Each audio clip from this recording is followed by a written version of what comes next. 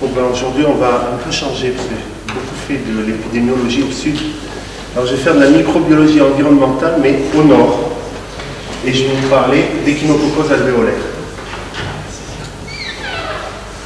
Donc, pour démarrer, la grande période des préparations, des habilitations pédagogiques, il faut faire un truc d'appel. Donc pour le truc d'appel aujourd'hui, simplement j'ai posé là sur une carte la localisation d'un cas d'échinococos alvéolaire qui est assez classique, et on va zoomer là-dessus. On voit qu'on est dans une zone rurale dans le nord-est de la France, entre prairies et forêts. Et donc voici la maison, en fait, avec Géoportail, avec Google aussi, on peut récupérer ça. Donc habite dans cette maison une personne qui a 65 ans, à la retraite, agriculteur à la retraite, a développé une échinococose alvéolaire. Et cette personne était arrivée dans cette maison pour son mariage, une 40 ans auparavant, et a vécu là, donc dans cet environnement tout à fait particulier, entre forêt et prairies, dans le nord-est de la France. Vous allez voir que ça joue un rôle capital dans l'épidémiologie de l'échinococose alvéolaire. Donc, c'est ce qu'on va voir aujourd'hui, épidémiologie de l'échinococose alvéolaire. Et on commence par cette photo qui montre la présence de renards à proximité des maisons, en particulier des potagers. Et les objectifs de ce cours sont d'abord de faire le point sur l'échinococose alvéolaire en France. Les aspects cliniques, vous ne les connaissez pas beaucoup, ce n'est pas une maladie très connue à Marseille. La prise en charge, le pronostic, elle est souvent annoncée comme étant un pronostic effroyable, on va voir que ce n'est pas totalement vrai. Les facteurs de risque chez l'homme, ça c'est intéressant aussi, si vous vous baladez dans le Jura ou dans les Alpes. Les liens avec l'environnement, le climat, ce qui fait de cette maladie quelque chose de très particulier. Et enfin, finalement, ce foyer français est en connexion avec les autres foyers européens. Vous allez voir comment on a pu étudier cette connexion. L'agent pathogène, c'est un tout petit ténia. Un ténia qui fait quelques millimètres de long et qui vit, mais en grand nombre, en grande colonie, dans l'intestin essentiellement des canidés. Le renard en priorité, mais on le retrouve aussi chez le chien. De manière beaucoup plus anecdotique que chez le chat, on n'est pas sûr que ça joue un rôle épidémiologique. Le cycle fait intervenir, il y a un cycle sauvage très important, qui fait intervenir donc le renard comme hôte définitif. On a le parasite qui se trouve dans son tube digestif, plusieurs dizaines de milliers de parasites peuvent coexister dans son tube digestif. Et le renard, donc avec ses fesses, pas du tout avec ses urines, va contaminer son environnement, en particulier, mettons là, les pissenlits ou tout ce qui peut se manger dans la prairie. Et l'hôte intermédiaire est en France le campagnol qui va se contaminer donc, en vivant dans cet environnement. Et chez l'hôte intermédiaire, le parasite va vite quitter le tube digestif pour aller dans le foie, pour donner ces lésions hépatiques qu'on va aussi retrouver chez l'homme. Et finalement, le cycle se termine quand le campagnol, l'hôte intermédiaire, est dévoré par le renard. Et à ce moment-là, les larves qui sont dans le foie du campagnol vont pouvoir maturer et donner à des adultes dans l'intestin de l'homme. L'homme dans le cycle va intervenir d'abord comme en prenant la place du campagnol, mais le renard ne le mangeant pas, c'est une impasse parasitaire, sinon à la limite on peut avoir des lésions chez l'homme qui sont fertiles, donc le cycle pourrait se faire. Et puis l'homme, c'est souvent un propriétaire de chien, et le chien peut jouer un rôle aussi dans le cycle, en particulier au niveau comme hôte définitif. Et à ce moment-là, le mode de contamination de l'homme peut être soit à partir d'un chien, soit à partir d'un renard, un chasseur par exemple, qui aurait manipulé le renard, soit à partir de végétaux souillés ou de terre souillée par des renards. Sur le plan clinique, l'échinococose alvéolaire est avant tout une maladie du foie, une invasion du foie par le parasite. Et on voit là un scanner qui est très, très évocateur d'un foie qui est en grande partie détruit par le parasite. Alors, des études ont été faites. Je ne vais pas rentrer dans les détails, mais simplement pour indiquer quand même que ce n'est pas une maladie qui arrive très jeune. C'est quelque chose d'assez étrange, puisque l'exposition à la terre et à l'environnement survient dans toute la vie des patients, mais la maladie, généralement, survient vers 55-60 ans. Il y a autant d'hommes que de femmes touchées, et puis les circonstances de découverte sont souvent maintenant des circonstances de découverte chez des patients asymptomatiques qui ont une échographie hépatique pour d'autres raisons. Sinon, c'est tout ce qui tourne autour d'une douleur du foie, d'un ictère, d'angiocolite, de lésions donc hépatiques, beaucoup plus rarement de métastases.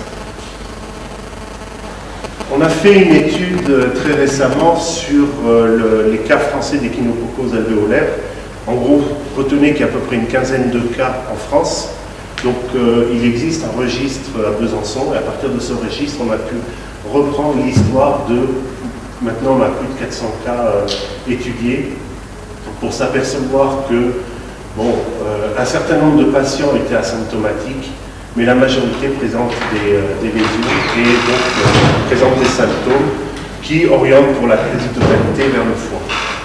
Alors quels sont ces symptômes? Quelle est la clinique de l'échinococose alvéolaire? Des troubles hépatiques ou hépatobiliaires, des douleurs abdominales, généralement au niveau du cadran supéro,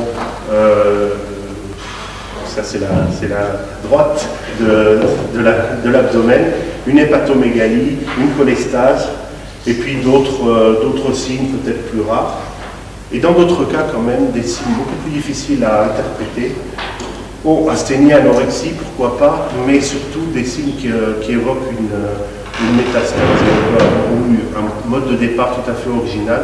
Et il y a comme ça des patients qui sont restés pendant 10 ans ou plus avec un mauvais diagnostic, simplement parce qu'on n'avait pas pensé à l'échinococose alvéolaire.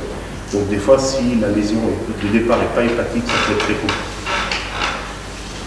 L'extension régionale est un point important. Vous voyez que c'est d'abord une lésion qui s'étend comme un cancer en fait, sur le plan loco-régional, au diaphragme, au niveau du péritoine, au niveau des ganglions abdominaux, et puis qui va donner des métastases au niveau pulmonaire, de la rate, du système nerveux central, des os, des ganglions médiastinaux, voire du pancréas. Donc vous voyez, vous avez là une clinique qui a comme diagnostic différentiel finalement un cancer du foie. Le traitement est essentiellement chirurgical, quand on peut évidemment faire la chirurgie. Une chirurgie qui va chercher à enlever la totalité de la lésion. Si on ne peut pas, on a le choix entre la transplantation hépatique, qui est de moins en moins choisie, et si possible, une chirurgie palliative associée à un traitement médical à vie. Donc, finalement, la prise en charge, c'est d'abord le diagnostic. Le diagnostic, c'est l'imagerie. On en a parlé tout à l'heure, il n'y a rien de spécial à dire. Pensez à des lésions qui évoquent plutôt un cancer, avec des fois des calcifications. Et ici, des zones calcifiées, tout à fait évocatrices, ou là, enfin évocatrices d'échinococose ou de cancer.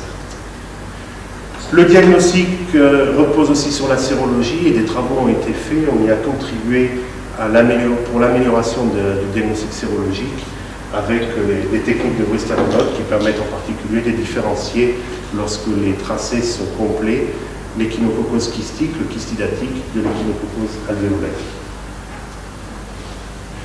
Le traitement donc, est chirurgical et médical. Si on arrive à enlever la totalité de la lésion, on peut se contenter d'un traitement chirurgical, mais dans la majorité des cas, ce n'est pas possible. Donc les patients sont mis sous albendazole à vie, à dose de 15 mg kg au jour. Et donc ça, c'est des traitements qui sont donnés très très longtemps. Sous réserve de pouvoir mettre les patients sous traitement, et encore même, le pronostic est loin d'être catastrophique, aussi catastrophique qu'il a été indiqué. C'est un travail qu'on a fait avec Roque Georgi en arrivant ici, pour s'apercevoir finalement que la courbe de survie des patients, hommes en noir, femmes en rouge, les femmes vivent plus vieux que les hommes, c'est connu. En très plein, c'est les malades, en très pointillé, c'est des personnes du même âge, puisqu'on qu'on a là affaire à des patients qui ont quand même 55, 60 ans, on ne peut pas leur garantir une survie éternelle, eh bien cette courbe de survie est finalement pas très différente de celle qu'on a chez les sujets sains. La différence n'est finalement pas plus grande entre entre une femme malade et un sujet sain qu'entre un homme et une femme. Alors en fait, il y a un pic important de mortalité au tout début de la maladie. En fait, ça correspond aux cas qui sont diagnostiqués peu de temps avant le décès. Alors, ça peut être parce que le diagnostic est un diagnostic fortuit chez quelqu'un qui a une autre pathologie, qui a un bilan et qui va décéder de cette autre pathologie. Ça peut être aussi des lésions extrêmement évoluées, incurables, et qui entraînent le décès extrêmement rapidement. Ça peut être aussi des rares cas de complications péropératoires entraînant le décès. Mais une fois passé toutes les premières semaines, tout premiers mois après le diagnostic, les patients en fait rejoignent la courbe de survie des personnes de leur âge à très peu de choses près. D'une autre manière, on voit que les facteurs pronostiques sont bien sûr l'invasion du pédicule hépatique, qu'on voit ici en rouge, qui entraîne une surmortalité, ou des problèmes de thérapeutique chez des gens qui sont transplantés. Évidemment, là, ils sont vraiment en mauvaise posture. Par contre, un patient qui a une échinococose alvéolaire et qui est sous traitement médical, à partir du moment où on a pu le mettre sous traitement médical, il rejoint totalement la courbe de survie des personnes de son âge, et c'est extrêmement protecteur lorsqu'on a pu mettre en place un traitement médical. Évidemment, il y a un biais, c'est que les plus graves, ceux qui meurent immédiatement, ne sont pas sous traitement médical. On va parler maintenant des facteurs de risque chez l'homme, et c'est quelque chose qui ressort de manière assez récurrente, ce risque qui est expliqué peut-être, bon, je ne pense pas que vous l'ayez eu dans les cours parce que j'essaie d'éviter de le dire ou de le faire dire, mais que la consommation des baies sauvages est un facteur de risque essentiel dans l'échinococose alvéolaire. Et ça ressort régulièrement, des fois dans des revues nationales, là c'est le Nouvel Observateur. Ça plaît beaucoup aux journalistes, cette histoire de maladie transmise par le renard et que le touriste pourrait attraper en mangeant des fraises des bois. En gros, les gens ne mangent pas trop les fraises des bois en les cueillant sous les crottes de renard, et dès qu'ils les prennent un peu en hauteur, il n'y a pas de risque. Alors sur le plan épidémiologique, on a ici les chiffres d'incidence et par sexe et par année. Vous voyez que c'est une maladie qui se maintient à peu près au même niveau. Il y a maintenant très récemment une tendance à l'augmentation, mais en gros c'est une quinzaine, une vingtaine de cas par an, moitié homme, moitié femme. Par contre, la localisation, elle, vous avez vu, je vous ai dit que sur ce premier cas qui devait se trouver dans cette zone-là, il était très caractéristique. Vous voyez bien que la localisation est très particulière. Si on recherche l'habitat des malades, l'endroit où les gens habitent au moment du diagnostic, c'est vraiment une zone tout à fait particulière qu'on va essayer de caractériser. La première tentative qu'on a faite, c'est de rechercher des regroupements, des clusters avec différentes techniques, comme là avec SAT-SCAN, et on a pu comme ça identifier un certain nombre de départements français où le risque était beaucoup plus important, et utiliser cette différenciation dans des études cas témoins qui permettent de montrer que le fait de vivre dans un département à risque, ou même en dehors des départements à risque, il y a beaucoup moins de cas en dehors des départements à risque, entraîne déjà un risque majeur, on va le voir tout à l'heure, et puis ensuite un certain nombre de comportements comme d'avoir un potager, comme d'habiter en zone rurale, d'avoir un chien, d'avoir manipulé un renard, ou dans quelques cas de manger des pissenlits. Tous ces facteurs de risque viennent se cumuler, tous finalement nous ramènent à la terre et à la contamination de la terre par les renards. Par contre, la consommation des baies sauvages, oui, 91% des patients ont consommé des baies sauvages, mais aussi 91% des témoins dans les zones à risque, et aussi 94 des personnes et 94% des patients et 91% des témoins hors zone à risque. Autrement dit, tout le monde mange des fraises des bois, et c'est pas pour ça qu'ils attrapent l'échinococose alvéolaire. On peut les hiérarchiser. Il existe des techniques maintenant qu'on a développées avec Jean Godard qu'on étudie avec Jean Godard qui permettent de hiérarchiser. Et on voit que le premier nœud se fait sur le fait d'habiter dans un département à risque, ensuite en zone rurale, ensuite d'avoir, si on n'est pas en zone rurale, d'avoir un jardin, sinon d'être fermier. Tout ça nous ramène à chaque fois vers le contact avec la terre, avec des autres ratios qui sont extrêmement importants. Et là, si on regarde notre premier cas, voilà à peu près, c'est la photo la plus proche que j'ai trouvée, à moins d'1 kilomètre, voilà le type de paysage, et c'est typiquement le paysage qu'on a pour les Echinococos alvéolaires. Alors on va voir maintenant les liens avec l'environnement et le climat. C'est une nouvelle étude qui est sous presse actuellement, dans laquelle on a essayé de comprendre cette répartition. Est-ce que c'était lié à la présence de montagnes, l'altitude? Pas tout à fait, vous voyez, il y a des choses qui collent avec le Jura, mais pas ailleurs. Avec la population, absolument pas, les grands bassins de population ont très peu de cas. Et avec la pluviométrie, oui dans certains cas, mais non dans d'autres cas. Et en travaillant en fait tous ces facteurs avec des différentes techniques statistiques, on a pu à nouveau travailler sur des systèmes par nœud, en différenciant là, par exemple, les communes qui ont un climat de montagne, c'est les communes qui sont notées en rouge, et puis d'autres classes en fonction du type de climat essentiellement et de l'humidité. Les climats froids et humides sont de très loin beaucoup plus à risque que les autres. Et là, on a une représentation qui colle presque parfaitement avec cette classification des climats en France. En fait, donc, ce qu'il faut regarder, c'est peut-être pas ce qui se passe en été, mais plus en hiver, au moment où, quand il fait froid et qui dans un endroit humide en hiver, il y a de la neige. Donc c'est toujours la même zone dans le Jura, toujours la même commune. Et vous voyez qu'en hiver, c'est une commune qui quand même reçoit beaucoup de neige.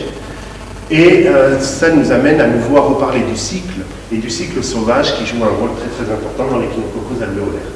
Donc je vous ai dit, le cycle fonctionne entre le renard et le campagnol. Alors qu'est-ce qui peut se passer en hiver entre le renard et le campagnol? Eh bien le renard en fait est tout à fait capable de détecter les campagnols sous la neige. Même sous un manteau de 90 cm de neige, il n'est pas capable de les détecter. Et au contraire, il va spécialiser sa nourriture en hiver avec les campagnols. Vous voyez là un renard qui a détecté un campagnol, il plonge sur la neige, il ressort avec le campagnol. C'est quand même assez impressionnant. Et une hypothèse qu'on pose quand on voit cette correspondance parfaite entre des climats très froids et humides en hiver, c'est que ça favorise le cycle et ça augmente la biomasse parasitaire puisque le renard va augmenter finalement ses chances d'être en contact avec les parasites. Pour terminer, on va voir maintenant la liaison avec les autres foyers européens. Vous voyez qu'au niveau européen, l'hypothèse de climat froid et humide colle très bien avec cette atteinte du nord de l'arc alpin. Il n'y a pas que des régions de montagne. Vous avez ici au nord de la Pologne aussi des endroits qui sont assez constamment enneigés en hiver et qui sont tout à fait à même de favoriser la maladie. Donc c'est là où se trouvent les patients en Europe. Et on a fait un travail qui là a visé le parasite lui-même, a essayé de comprendre finalement la circulation du parasite en Europe avec des techniques de biologie moléculaire.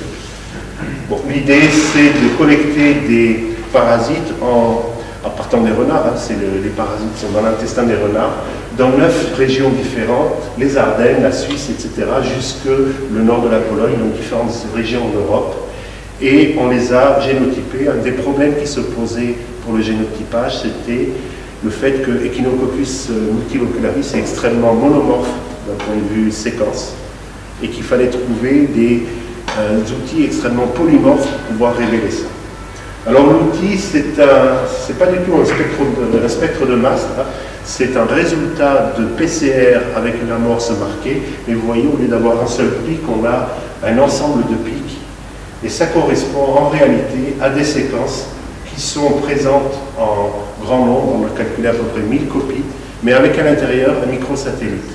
Donc les PCR finalement amplifient les 1000 copies, et comme il y a un microsatellite à l'intérieur, ces copies n'ont pas tout à fait toute la même taille. Et c'est donc comme si on faisait à la fois 1000 PCR et qu'on ait un tracé qui fait la sommation de ces 1000 PCR. Ce système permet d'avoir quand même des patterns qui sont stables. On l'a testé avec un collègue suisse sur un cycle entretenu en laboratoire, et on voit que même après plusieurs années, 7 ans, le pattern reste le même. On a vu aussi qu'en Suisse, selon les endroits, on avait quand même une grande diversité d'aspects, vous voyez, de ces patterns, pas du tout les mêmes. Par contre, là où tout a été collecté au niveau d'un même champ, un certain nombre de campagnols du même champ, on s'aperçoit qu'on a exactement le même pattern. Alors ça nous a permis de mettre en évidence une diversité génétique, et c'est en utilisant cette diversité génétique qu'on a pu regarder les différents génotypes et s'apercevoir qu'il y en avait certains qui étaient extrêmement répandus et d'autres finalement très localisés à certaines régions, par exemple celui-là au nord de la Pologne, ou celui-là, c'est encore celui-là, on le trouve ici. Donc des génotypes qui sont plus ou moins diffusés, plus ou moins généralisés. Et ce qui est intéressant, c'est quand on regarde sur les 9 foyers la diversité, on s'aperçoit que les foyers qui vont être autour de la Suisse et du sud de l'Allemagne ont une très très grande diversité. Plus on échantillonne de renards, plus on va trouver des génotypes différents, tandis que ça plafonne très très vite dans d'autres foyers. Alors on les a positionnés sur une carte, et voilà ce que ça donne. Ces foyers-là sont à très grande diversité, ces foyers-là, qui sont en fait en périphérie, ont une diversité beaucoup moins importante. En plus, les génotypes qu'on trouve dans les foyers en périphérie existent aussi dans le niveau central. Donc en fait, on a un système de sources qui fournit une diversité de génotypes qui vont ensuite diffuser dans les différents endroits. Donc notre foyer dans le Jura est relativement proche déjà du centre, avec une certaine diversité, et il y a un foyer encore un peu plus loin, par exemple dans les Alpes.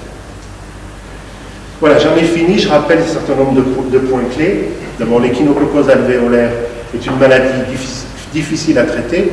Je ne dirais pas mortelle comme elle est souvent annoncée. Il y a peut-être un décès ou 2 décès par an par échinococose alvéolaire sur la quinzaine ou vingtaine de nouveaux cas qui sont déclarés, mais c'est une maladie rare. Le cycle sauvage fait intervenir le renard et le campagnol.